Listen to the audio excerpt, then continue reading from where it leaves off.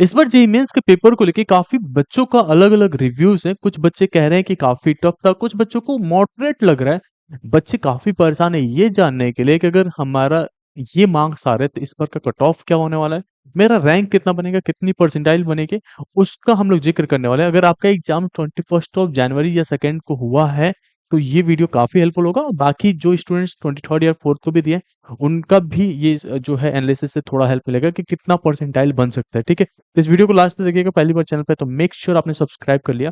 Percentile calculate कैसे होता है वो समझते हैं। परसेंटाइल का मतलब ये बिल्कुल नहीं होता है कि आपने जो है इस रैंक में है। परसेंटाइल के बेसिस पे रैंक डिस्कस होता है। जैसे एक आंकड़ा पहले मैं समझा देता हूँ। जो 2024 का एग्जाम हुआ था उसमें जो है 99 परसेंटाइल जो लाए थे उन बच्चों का रैंक जो है ऑलमोस्ट 11,000 था। वही चीज अगर अब देखा जाए तो 2026 में जो एक्सपेक्टेशंस है वो ये है कि ऑलमोस्ट 99 परसेंटाइल पे 14,000 के आसपास रैंक जा सकता है। अब परसेंटाइल कैलकुलेट कैसे होता है वो समझ लेते हैं। जैसे आपका रैंक जो होता है वो पता चलता है परसेंटाइल के बेसिस पे, और परसेंटाइल जो होता है सारे शिफ्ट को मिला के जब उसका नॉर्मलाइजेशन होता है उसके बेसिस पे सभी बच्चों को अलॉट होता है। तो जो भी परसेंटाइल आता है उसके बेसिस पे आपका रैंक इस तरीके से कैलकुलेट होता है। अब रैंक के भी बहुत सारे फैक्टर्स होते हैं, इसके अलग एल्गोरिदम है जिसके बेसिस पे डिसाइड होता है। बट ये एक बेसिक फॉर्मूला होता है रैंक कैलकुलेट करने के लिए। बट हमें इससे क्या करना है, हमें डायरेक्टली आपको बताते हैं कि क्या क्या कट ऑफ होने वाला है। एक बार पेपर का ओवरव्यू ले लेते हैं। काफी स्टूडेंट्स को लगा कि फिजिक्स का पेपर मॉडरेट था, आसान से लेके कैलकुलेटेड तक गया था। उसके बाद से जो केमिस्ट्री का पेपर था वो बच्चों को काफी जो है टफ लगा, हार्डर लगा। बहुत सारे बच्चों ने अटेम्प्ट ठीक से नहीं कर पाए। एंड इवन काफी बच्चों को लगता है कि कहीं निगेटिव में ना चला जाए, ऐसे रिव्यूज भी आए थे। एंड देन मैथमेटिक्स की बात करें तो लेंदी लगा, बच्चों को टफ भी लगा। ठीक है, तो आपका क्या असर लगा पेपर वो एक बार जरूर कमेंट करके बताइएगा हमें। उसकी बाद से शिफ्ट वन की बात करते हैं। जो 21 जैन को शिफ्ट वन में हुआ था उसमें ये देखा गया था कि आपका पेपर जो है अभी तक का हार्ड रहा है। ठीक है, अगर आपके मार्क्स 160 से 170 के आसपास आ रहे हैं तब आप एक्सपेक्ट कर सकते हो कि आपके 99 परसेंटाइल आएगा, और इस बेसिस पे रैंक जो है आपका 14,000 के आसपास चला जाएगा। अगर आपका जो है मार्क्स 100 से 120 के आसपास आ रहा है, इसी बेसिस पे आप चेक कर सकते हो, तो 95 परसेंटाइल के आंकड़े में आ जाएंगे और उस समय पे आपको जो रैंक बनेगा 70,000 के आसपास चला जाएगा। एंड सिमिलर वे में अगर 90 परसेंटाइल तक ले आते हैं तो 90 परसेंटाइल के लिए आपको ले आना पड़ेगा 85 से 95 मार्क्स, और ये जो है 1.5 लाख के आसपास रैंक में होगा। और ये सारे बच्चे क्वालिफाइड होंगे जेई एडवांस में अपेयर होने के लिए। ठीक है, तो ये चीजें समझ में आ गया आप लोग को। अब बात करते हैं जो सेकेंड शिफ्ट हुआ था 21 को, वो माना जाता है अभी तक का मॉडरेट रहा, मतलब आसान था थोड़ा। अब इसमें जो है अगर पेपर आसान था, वो शिफ्ट मॉडरेट था, तो कट ऑफ उसमें हाई जाएगा, मतलब आपको 170 से 80 नंबर तक लाएंगे तब जाके 99 परसेंटाइल वाले आंकड़े पे पहुंच पाएंगे। वहीं अगर 120 से 130 मार्क्स हैं तो आप 95 वाला आंकड़ा को टच करेंगे। अब इस पे जो है आपका रैंक उसी तरीके से वैरी करता है 70,000 के आसपास। तो आपको अपने मार्क्स देखने हैं। अब जो अगर सेकंड शिफ्ट में थे तो आपको ज्यादा स्कोर करना पड़ेगा अच्छे परसेंटाइल लाने के लिए। ठीक है, अब इसका सेफ जोन क्या है, अगर 200 के आसपास ला रहे हैं तो आप अच्छा स्कोर करेंगे, वो भी मैं समझाऊंगा अभी।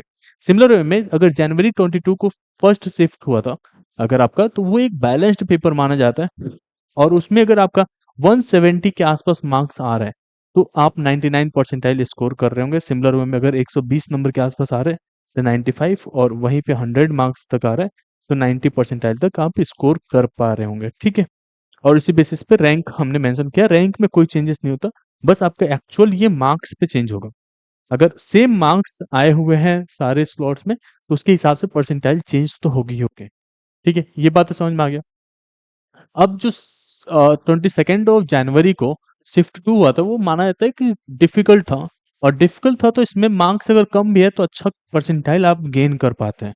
ये बातें समझ में आ गया। सिमिलर वे में यहाँ पे चीजें समझ सकते हैं, लेकिन आगे का कैसे प्लानिंग करनी है वो भी तो जानना जरूरी है। अगर आपने 200 प्लस स्कोर कर रहे हैं तो आप सेफ जोन है, आप डायरेक्टली जेई एडवांस के लिए प्लान कर सकते हैं, जेई एडवांस की प्रिपरेशन कीजिए।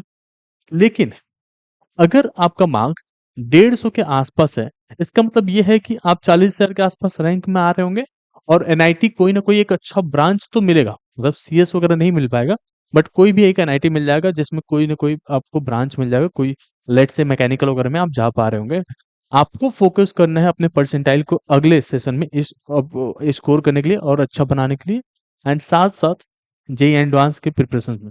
बट मेन फोकस रहना चाहिए जेईई मेंस में, जैसे कि एनआईटी एटलीस्ट सिक्योर हो जाए। अगर आप 200 प्लस हैं तो आपका एनआईटी तो टॉप एनआईटी आपको सिक्योर हो ही चुका है। अब आपका मेन फोकस कहाँ होना चाहिए?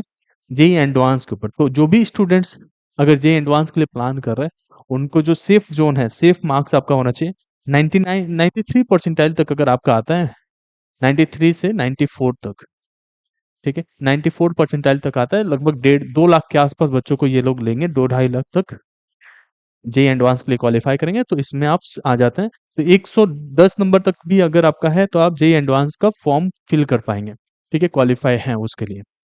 बट अब आगे का क्या है, मेन पेन पॉइंट क्या रहेगा वो समझते हैं। जो भी स्टूडेंट्स को लगता है उनका स्कोर कम है, लेट्स से कि 150 के आसपास है, वह उससे कम है, या किसी को 50 भी आ रहा होगा, कोई नेगेटिव में भी जा रहा होगा, तो अगर ऐसा कुछ है तो आपको जो नेक्स्ट सेशन वाला एग्जाम्स होने वाला है उसकी प्रिपरेशन स्टार्ट कर देनी चाहिए अभी से। उसके साथ साथ बोर्ड की भी, अगर आप बोर्ड में होंगे तो वो भी देखना है। अभी जो भी आपके मार्क्स आ रहे हैं, लेट से आपका 160 आ रहा है, तो अभी से नहीं समझ लेना कि मेरा 99 परसेंटाइल ये परसेंटाइल आ रहा होगा। आपको सबसे पहले इंतजार करना है कि नॉर्मलाइजेशन किस तरीके से हो रहा है और सारे स्लॉट्स कंप्लीट हो जाए एग्जाम्स के, तब जाके आप वो करेंगे। अगर आपका स्कोर बहुत ही ज्यादा है तो आपको जेई एडवांस की तरफ फोकस करना शुरू कर देना चाहिए, ठीक है। अब आपको ज़्यादा परेशान होने की ज़रूरत नहीं है। कोई और चीज़ों को लेके डाउट है, तो आप हमें रीच आउट कर सकते हैं, कमेंट सेक्शन में कमेंट कर सकते हैं कोई डाउट्स को लेके।